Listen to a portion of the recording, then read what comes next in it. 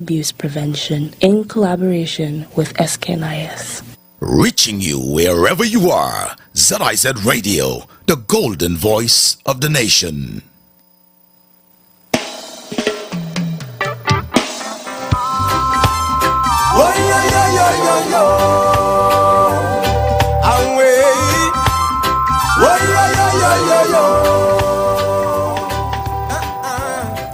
Good morning to everyone and welcome back to Policing with You. I am your host, Charmaine O'Dane. With me, I have the rehabilitation officer from His Majesty Prison with us.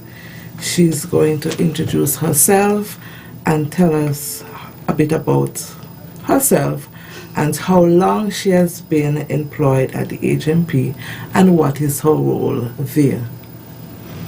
Good morning. Good morning to our listening audience. I am Virgil Hodge. As Ms. O'Dane said, I'm the rehabilitation officer for His Majesty's Prison for almost, let's say, going on 6 years now. And of course, we all know rehabilitating is making sure the individual at end of it, be better than what they came in, right, when they go out of prison. I'm going to go more into it as we go on in the show. Thank you so much.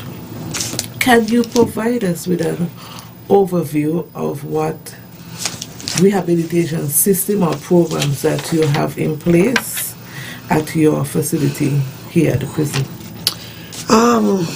Well, first of all, it's a pleasure being here to talk about this because I think we don't focus on it very much enough, and that's something that we need to, especially when we're dealing with inmates as the prisoners here in St. Kitts and Nevis. And it's a challenge that we have to face every day.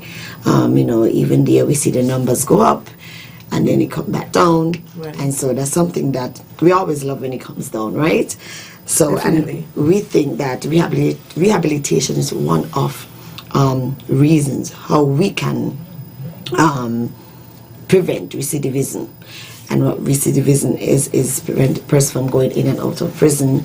And so some of the programs that would have implemented being the rehabilitation officer, let me start with the females, because a matter of fact, the female just started implementing programs for the females a year ago for the first time ever at His Majesty's Prison.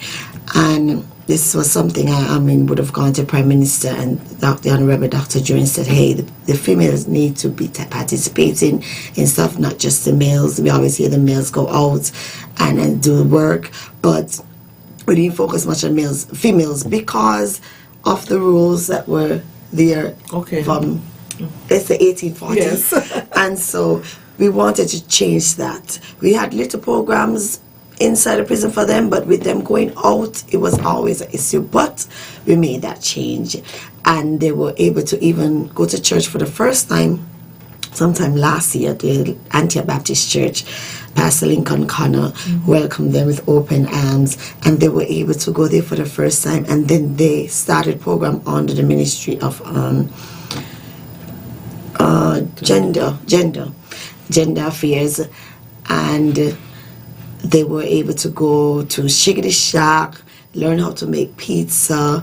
They were able to do arts and craft at the craft house, and lots of programs. And also do farming and learn how to make different design on shirts, and that is something that I'm gonna boast about because we don't hear much about the female so much doing stuff. And right now we have programs for them. We are still under guidance of gender affairs. We learn financial literacy. They continue doing the craft. They do farming again. They're gonna do cushion making. We're also gonna do a cook-off, a bake-off for them at Carambola Beach Club. It's so many things that we have in place for them. Every Tuesday, Miss Laverne Gums comes in and teach them cosmetology. And so right now they are learning how to do hair, eventually do makeup, and they are very excited about that. And so I think that, like I said, I'm stressed about the females, so we don't normally talk about them much when we do programs like this, because there wasn't really nothing in place much for them on the outside. So now they are doing stuff, and they could come out rehabilitated. I say cool, because of course we're just trying to help persons so they get a skill or could pick up a skill that they didn't have even when they come back out on the outside. The males now have the academic classes that we teach inside the prison. I have 4 inmates register for CXA exams this coming May, June. One in, let's back check, we have one doing biology, one doing MOB, economics, sociology, English, office administration, and accounts. So those are just some of the subjects they're going to be taking for CXA exams. And then to stress on that, we have persons going up to AVIC. I have at least 6 guys going to AVIC twice a week, doing vehicle mechanic and also air conditioning, which is a first time for the air conditioning. We normally do the mechanic. As a matter of fact, I had 4 inmates graduated from AVIC 2 years ago. So with the AVIC class for mechanic and welding, excuse me. So we have the tailoring where they make clothes. We have the agriculture, we'll see the prisoners at the NEMA farm, agriculture mentoring, the counseling, and that's basically most of what we do. And baking. I mean, I think they do a lot, and most of everything we try to have them do to rehabilitate or try to rehabilitate themselves by these programs. I love this. I love that they're not just going in and sleeping and waking up and eating. They're things that they can work on themselves, so they have choices. Yes. And rehabilitation is about a choice that you make. You either want to stay or you want to come better than what you... And I love that you... And I felt the excitement. I myself was excited when you said that the females are also in board. Yes. And over here, we have programs for them. I like the part where you have them, they can be self-employed by these attributes that they would also gather from your programs there at Her Majesty Prison. His Majesty. His Majesty Prison. I'm Yes. still not. That's okay. Haven't We written get it down a here, lot, but yes. so excuse me for that. What are the primary goals? I think I could have picked out while you spoke a while ago. What are the primary goals? Well, the primary goal, you just said it. Basically, we want them to be entrepreneurs when they come back out onto the public, into society. Because at the end of the day, you can't always depend on persons to hire them. Yeah, we still have that stigma. I think we still have that stigma where someone might say, hey, you went to prison, I'm scared to hire you, you know. And so, a matter of fact, so that is one of our main goals for the guys and the girls to go into their own business, just like we have the programs on the outside right now. We call it not Peace, but I think the name was Elevate. So it's almost like elevating these individuals, so when they return back into society, they can, if they're not getting a job, they can also take up stuff on their own, so they can work for themselves and have something to do for themselves. Another thing is that the government would have not really implemented it yet, but we would have been successful with letting them go on the STEP program through the director, Miss Evelyn at STEP. And like I said, the Prime Minister, would have said, hey, can we just let them get on the STEP? And I asked him, I say, hey, we're going to let everybody, because, of course we have to do assessment and stuff and make sure that it's not going to cause any trouble. But say, yes, we're going to help everyone. He made that plea. And so once they come out of prison, and they need a job, then I'll go to the Miss Evelyn and I would say, hey, I have A or B, and can you help them in the areas that they were actually doing in prison, rehabilitating. Some of them would have gone doing agriculture and stuff. Right. This is what they did in prison. Can we just find employees for them so they can be attached? And we would have been successful with at least 5 prisoners over the last 2 years by doing that. Is this in collaboration with, I know Elevate just came off in January, I think they just launched. Is it in a partnership with STEP and Elevate, everybody No, working hand in well, hand? not from previous. No, we not partnered with Elevate as yet. Okay. Just the STEP program. Okay. Yeah. Okay. Thank you so much for that. Yes, I have to agree with you that entrepreneurship is important for persons, because we still have that stigma that you're in prison, that fear of persons committing crime. Our community is not sensitized to where forgiveness is one of our... Yes, definitely. And it would have gotten better over the years, I think. I mean, before, a lot of years ago, you even see a prisoner on the outside, you're like scared. But now we have prisoners going out to do work, and so I think that would have helped with the stigma a bit, with persons just accepting them even when they come out of prison. Definitely. While we on that, how are the inmates assessed to be determined their whether they're suitable for participating on this rehabilitation? Is there assessment being done for them to be on the rehabilitation program, or is it offered to everybody?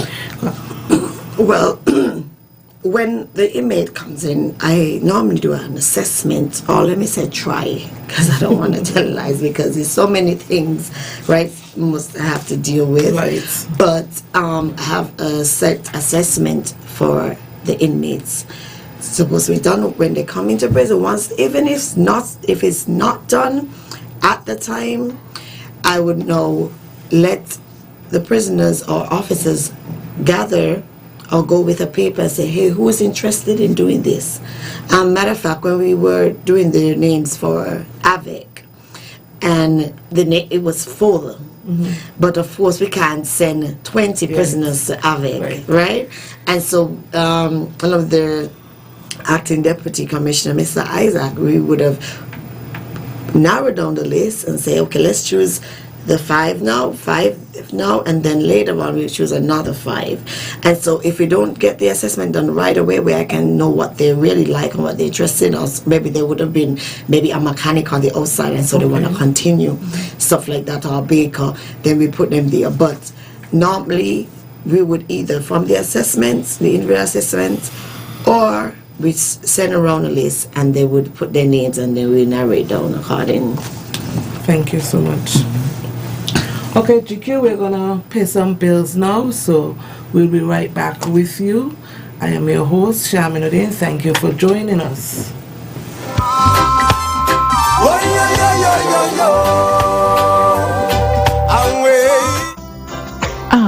Let me see what I want for Mother's Day. You know what? I think a foot spa. That would be just right. Attention all businesses. Mother's Day is just around the corner. And it is time to show appreciation for the amazing moms in our lives. At ZIZ Broadcasting Corporation, we invite you to reach out to your customers with our exclusive advertising opportunities. Capture their attention and make their Mother's Day shopping experience unforgettable. Don't miss out on this opportunity to celebrate moms and boost your sales with ZIZ. Call us at 465-2621 or visit our sales and marketing department and let us work with you to achieve your goals. ZIZ Broadcasting Corporation, connecting communities every day. I would not stand again.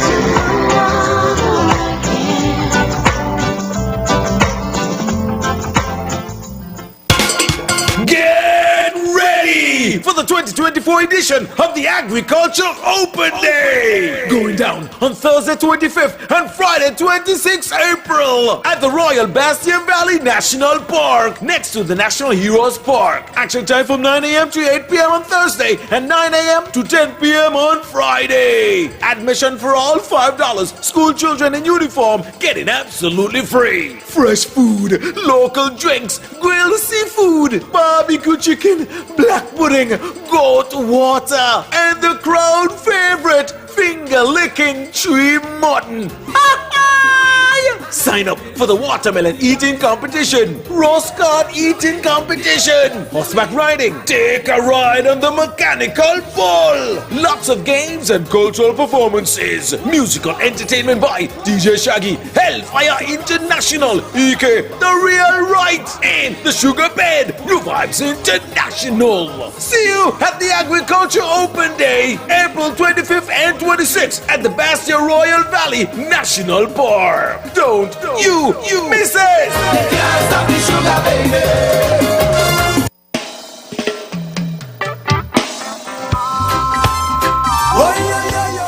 Good morning to everyone and welcome back to Policing with You. I am your host, Charmaine Odin. With me, I have Miss Virgil Hodge, the Rehabilitation Officer for His Majesty Prison with us this morning.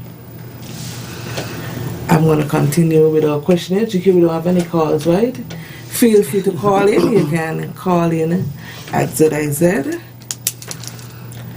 How do you ensure that the programs or the rehabilitation programs cater to the diverse needs and background of the inmates? First of all, we, like I mentioned before, we do individual assessments. And it covers a lot of that, the diversity and psychological background. We have the tailored programs, which are the rehabilitation programs, take into account the cultural background, educational background, and the differences. With cultural competent staff, I must say the officers, we make sure that they are trained and to be sensitive to the diverse need of the individuals and the inmates, inmate population. We have community partnership, which is very important. Right, yes. It's very, very important because we collaborate with community organizations and stakeholders. Religious community. If I even go into details, I want to bring Pastor Connor as well, Lincoln Connor, Kiddo Swim. He has been basically, I mean, it's just, I don't even know what to call him. I said he's an officer sometimes because he's so on hand with them. Like, they brings the church comes in once a month. Yes. To minister to the inmates, and then every 3 months they would cater food. Matter of fact, I think it was last week or week before last, they would have done that. I mean, food for days, and feed the inmates, male and female staff and all would get food for lunch, and he does that through his church service every 3 months, but he comes in once a month during the year to you know, and of course he does counseling and just minister, and inmates definitely love that. A matter of fact, he had one of the inmates actually just drew a picture of him, big picture with his face, and so they are inspired as well with him coming in. So we have other religious groups. I think the Seventh-day Adventist Church comes in as well once in a while. We have the Zekas. Zekas comes in to do different things with the female inmates. They would have had, because we have Women International Day. Yes. Women. They came the other day. The whole. They bring in little snacks in place, and they had mentoring, had different mentors speaking to the female inmates, and that was very, very touching. I mean, you see, even just them being there, and those inmates, reaching out to them, and we even go crying, and so it's always good to have a mentor, and so that definitely is something important. We have peer support. Of course, we have older persons in prison who will support the younger inmates, and they will not try to talk to them based on the reasons of being there, and of course continuous evaluation of the individuals while they're in prison. Just to think, is there a counselor assigned to the... Yes, definitely. Miss Brownbill Okay. is a counselor. Just pop up with my... Yes, that's fine. Yes. It is important when our leaders believe in the rehabilitation system. For sure. And Pastor Connor, for sure, I know that he believes in change. He believes in that a person can change by the choices that they make. And Yes. you must have something to offer them. And I'm glad that you guys see it as, at His Majesty Prison, that you must have something to offer someone in order to start this change. Yes, and partnership again is very important. The persons out there who are willing to partner in a positive light, I guess that you guys would welcome that. Definitely. As well. What did the role of the prison officers play in the facilitation of overseeing this implementation of the rehabilitation programs that you have designed for your inmates? Well, the officers definitely have to play a crucial role in overseeing the implementation of the rehabilitation programs. They have to follow the guidelines of the prison, of course, and make sure the inmates follow it as well. They maintain discipline, which is very important. Yes. Support, guidance, and help them to reintegrate back into society as well. So that is just overall of what the role the officers have to play. Thank you so much. How do you measure the effectiveness of these rehabilitation programs in terms of the inmate outcome and the rate? How do you rate the progress, basically? Well, like I mentioned before, recidivism. That's one of the ways we can rate the progress. If we see individuals going in and out of prison, then of course we know we need to fix something, right? Since I've been there over 5 years, I would have seen that a lot with just certain individuals. And we'd make a joke and say, "Boy, it come late, they just come back to eat." They go right? home. Yes, they home. And sometimes they say to you, they feel better in prison, when they're out. There's nowhere to find food, and that's something we want to change by, like I say, creating these programs would help them know when they go back and say, "Hey, I could start my own business. Right. I don't have to find somewhere to get food or try to go back to prison just to eat." But the recidivism rate is one of the ways. The employment rate, the education and skills, and also the behavioral changes in the inmates. The community support I mentioned before is very important, and the long-term success of the inmates as well. Okay, thank you so much for that. I just had something, but I lost my train of That's thought. okay. Can you discuss any challenges? Of course, there will be challenges and obstacles that you would face delivering effective rehabilitation programs within the prison environment. Of course, we know that these didn't just get up before then work automatically. So what challenges or obstacles, if you can say, you have faced? Me say we, because of course we are staff, and I definitely, as a rehabilitation officer, I would face different challenges than in the commissioner, but we are all one, right? And some of the challenges we face, the obstacles, is the resources. The resources, and the resources would be maybe lack of funding. Sometimes we actually just got some funding for rehabilitation alone. It separates. At least I know I have money to deal with the inmates when it comes to rehabilitation, whether buying their books or whatever they need, even to buy stuff for the classes. I could mention cosmetology class. I had to provide the materials for that, and for them to even go to AC class, I provide, because even though we are sending them to the class, we need the materials for them to learn. And so the funding would have been put in place for that. And I'm really grateful for the Minister of National Security, which is Honorable Prime Minister Dr. Drew Andrew. He's a man 110% for rehabilitation, and so we would have got that funding through the ministry and of course finance, the resources. Of course, we always say we have them. We have the resources, but the obstacles, those are sometimes some of them we have to face if we don't have enough. And right now I am telling you that because of where we at a prison that was built so long ago, Right. we are facing a lot of challenges with that, because if we hopefully we'll get the new prison soon.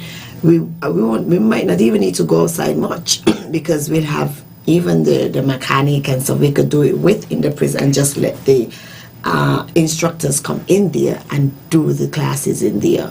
And so that's the challenge we have to face, having to take the prisoners on the outside to go through due to these things. Overcrowding, of course, is a challenge. As I say, every prison there built 1840 just to hold a certain amount of individuals, and we're over 160 something right now. We also have the prison in Nevis as well, prison farm. The inmates over there, they didn't get to mention that they're actually doing carpentry and mechanic over there as well, to public works. And so that would have been implemented this year for the first time as well. Another challenge obstacle is security concerns.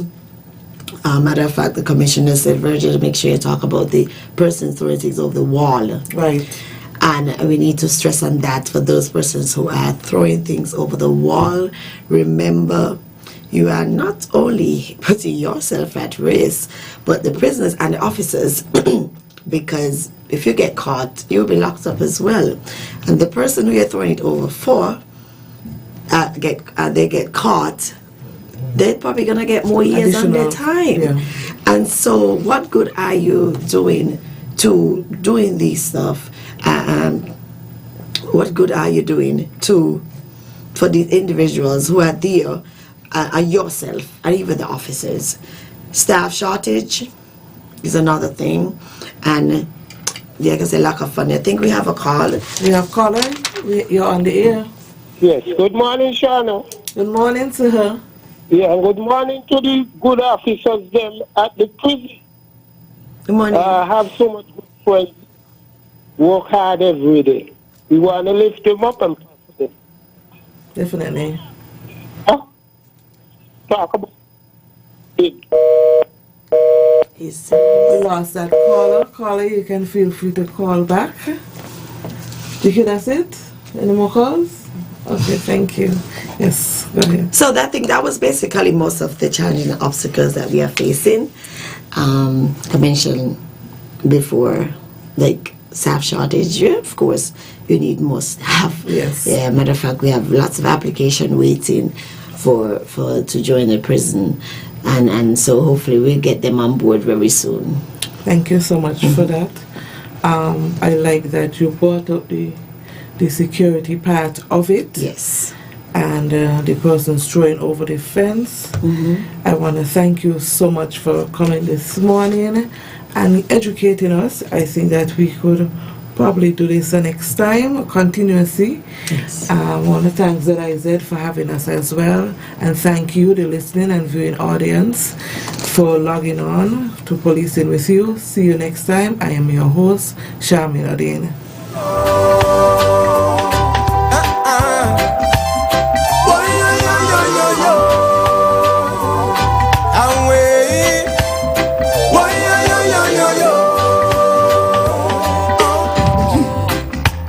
Tell me what you think about Marcus.